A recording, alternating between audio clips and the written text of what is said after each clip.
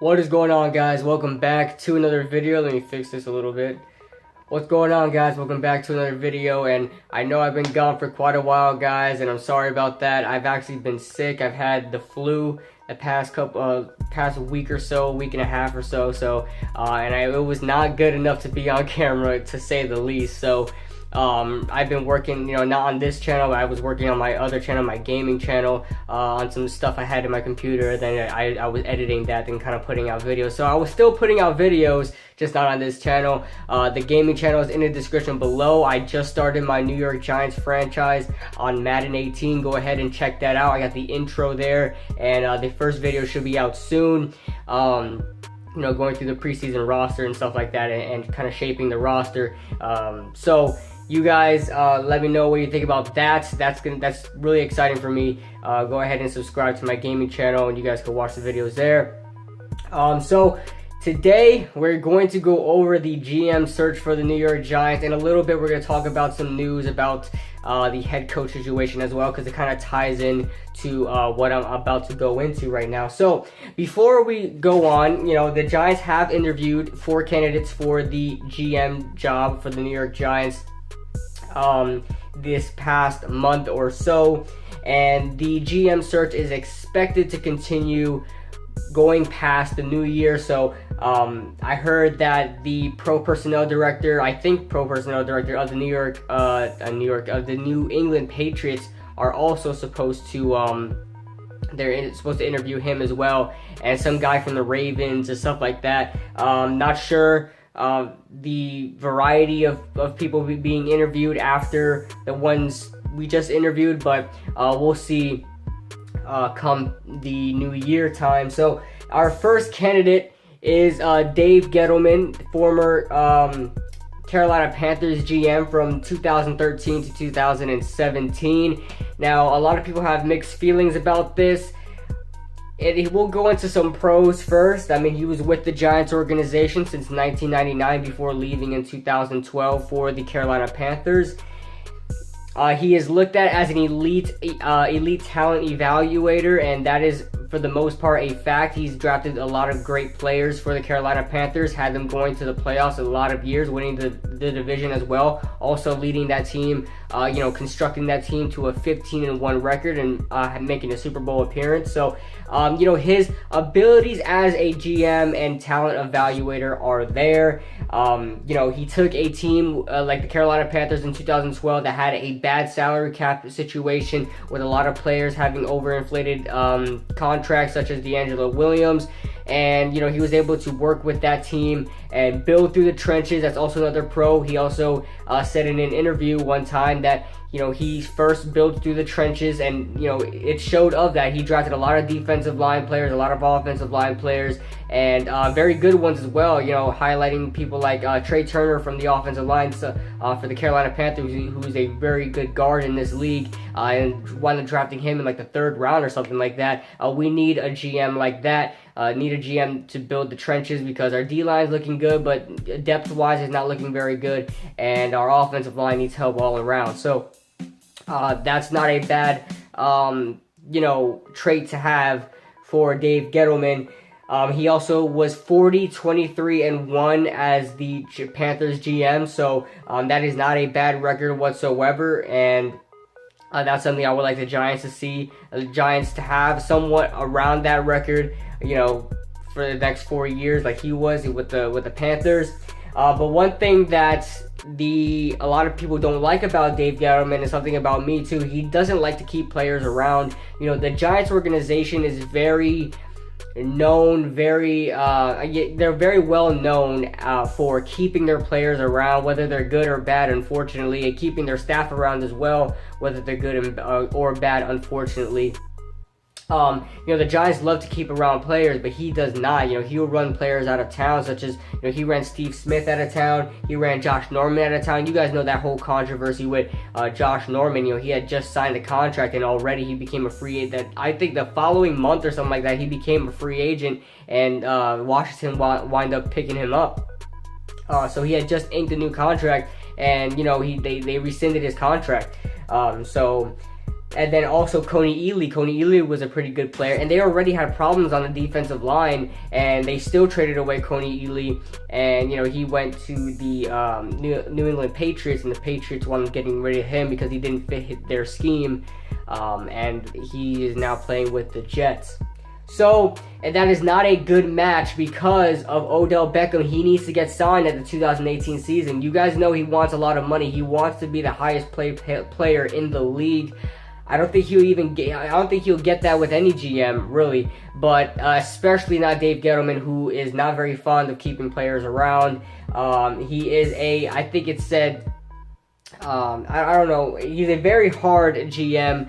He's all business and stuff like that, so he may not be too fond of Odell Beckham. So, and as Giants fans, we want to keep Odell Beckham around as long as we can. I know he wants a huge contract. He may not get that with every GM, and he sure as hell won't get that with Dave Gettleman. Dave Gettleman's pretty cheap GM, so we'll see what happens with that if Dave Gettleman is hired as the GM, but I don't think it will happen. It may happen, but I don't know. Well, we'll move on to the next candidates.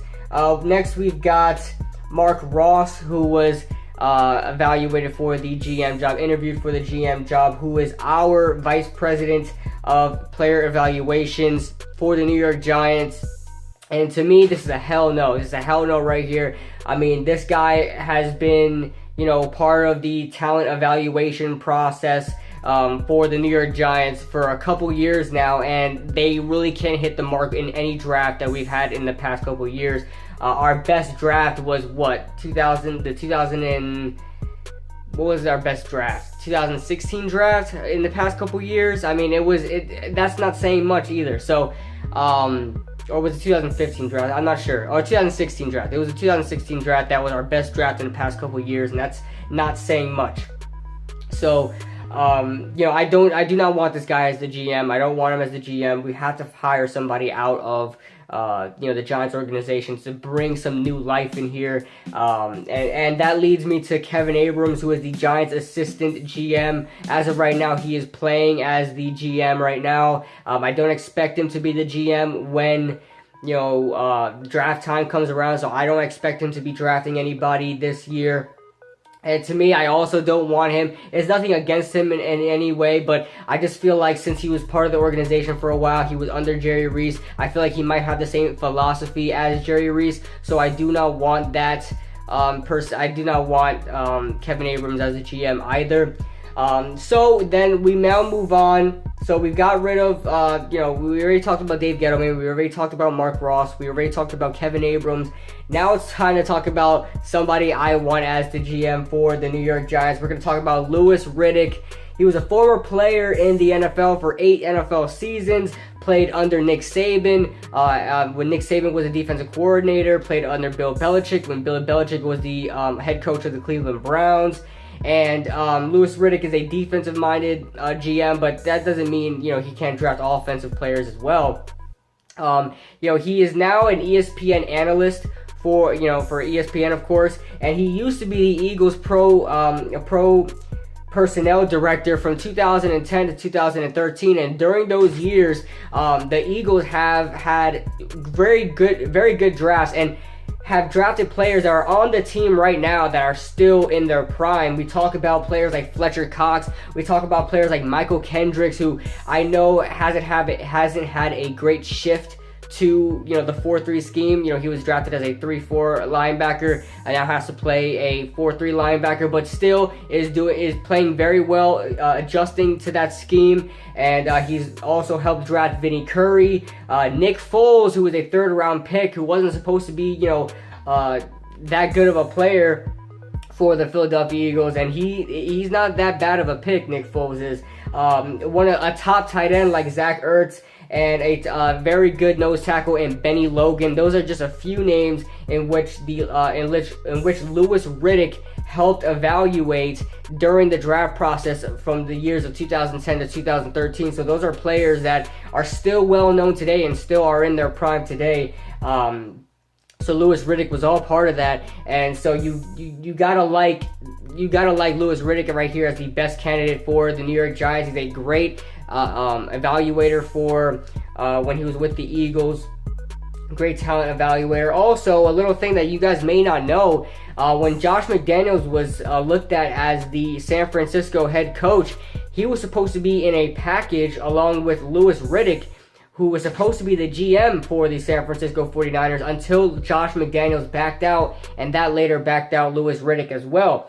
So, they were supposed to be together. So, think about it. If Louis Riddick is hired as the Giants GM, that can potentially attract Josh McDaniels to be the head coach of the New York Giants. And right now, that is our best candidate right now for the New York Giants is Josh McDaniels. I know he had a bad stint with the Denver Broncos, but that was a while ago. Let's see if we can bring him back here. And he's a great offensive-minded player, head coach, rather. So bringing him in here can change a lot of things, especially with Louis Riddick there as well. That's a fantastic idea to bring Louis Riddick in here. It's going to attract Josh McDaniels. They were supposed to go in San Francisco together, and I think, how can you turn down the Giants at this point, Josh McDaniels? He already has a great resume with the New England Patriots. I think it's time to move on and coach your own team, a team that you can build yourself, because it's already in the dumps right now. He can refresh, start from scratch, rebuild it. You know what I'm saying? And still have Odell Beckham, a top 3 receiver in this league, and build around that. Build yourself an offensive line, get yourself a new quarterback. There are plenty of quarterbacks in this draft, and I think Josh McDaniels would have a lot of fun here as the head coach of the New York Giants. That brings me to that. And I also want to highlight something, and this is a little bonus for you guys. I know you guys are wondering why Davis Webb isn't getting any playing time, and we'll talk about that real quick because we're already done talking about this GM head coach situation. You guys are wondering why Davis Webb isn't getting any playing time, and this is a direct result of basically us and the fans and stuff like that talking, with the media and stuff like that, very upset about, the whole benching of Eli situation. That is a direct result of that. If you guys remember, after Ben McAdoo and Jerry Reese were fired from their jobs, Eli Manning actually went to the front office and he spoke to Steve Spagnuolo, Steve Spagnuolo and Eli have a very good relationship. It goes back 10 plus years. So, they're very familiar with themselves, and they've got a lot of respect for each other. And Eli basically went up to Steve Spagnuolo and said, hey, I want to be the starter for the rest of the season.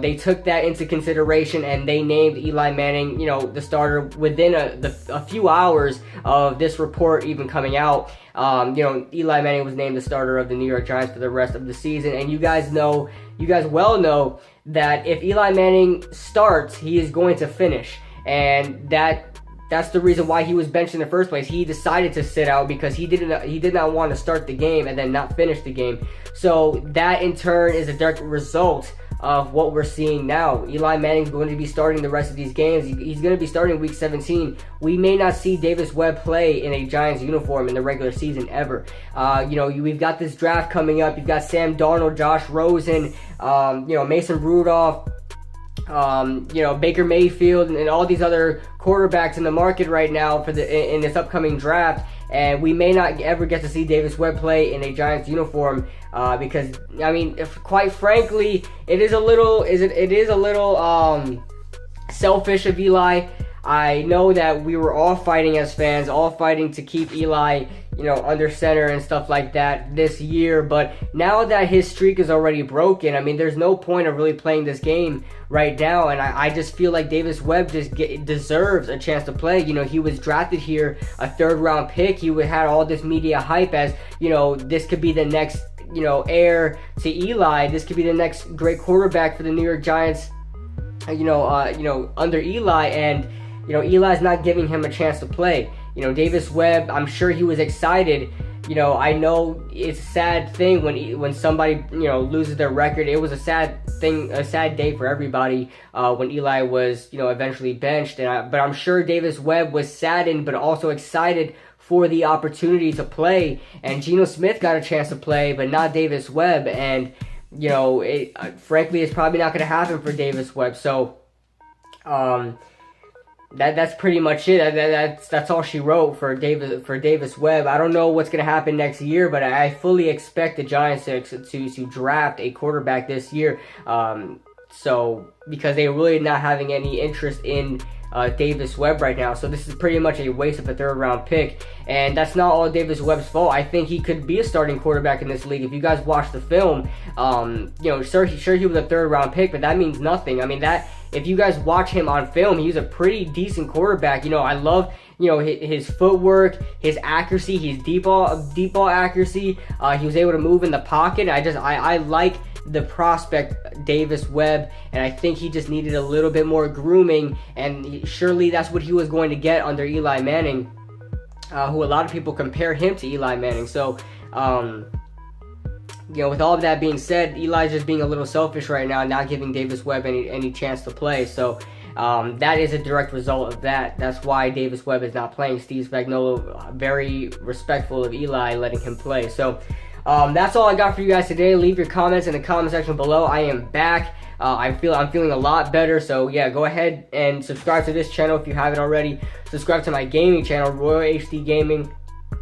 Like I said, I play a lot of Fortnite, guys. I play tons of Fortnite now, if you guys like Fortnite. But I also started my Madden 18 connected franchise for the New York Giants. And you guys will get to see a lot better results than the Giants this year. A lot of reconstructing with the team, a lot of highlights from the team, because we don't really get much of that anymore. So go ahead and subscribe to that channel and subscribe to this channel, and I'll see you guys in the next video.